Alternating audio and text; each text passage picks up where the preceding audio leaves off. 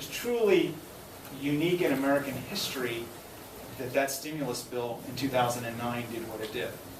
We've never seen that kind of wholesale movement of dollars into an area of public policy that we really weren't engaged in any significant way. Remember a word that we've used intermittently? We didn't use it when we were reading Plato. We didn't use it when we were reading Lao Tzu.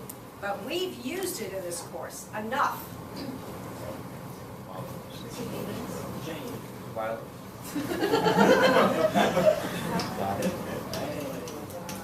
Martin Luther King on the one end and the Malcolm X on the other. That's what's required often for a social movement.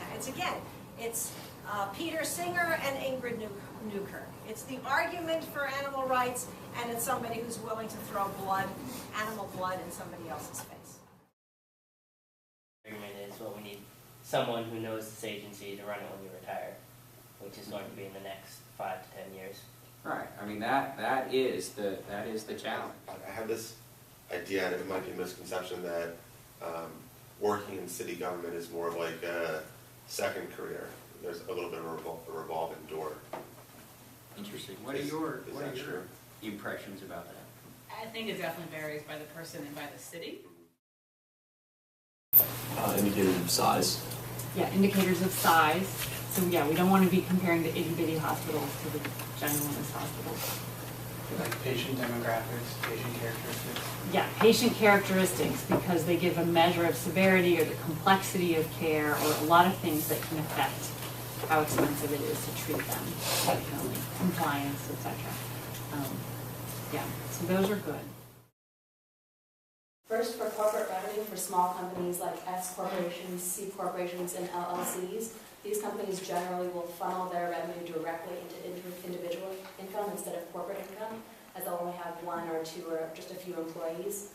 And for those companies, which are generally small and can usually choose where they locate, having no individual income taxes are large. Now, as Caroline mentioned, the CMHCs are private nonprofit.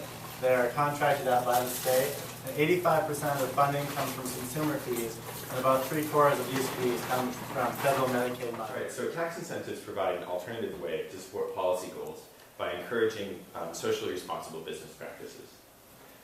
So rather than simply helping broadly define groups of businesses and sectors of the economy, they really give policymakers a sharp tool to enhance specific areas and specific business practices.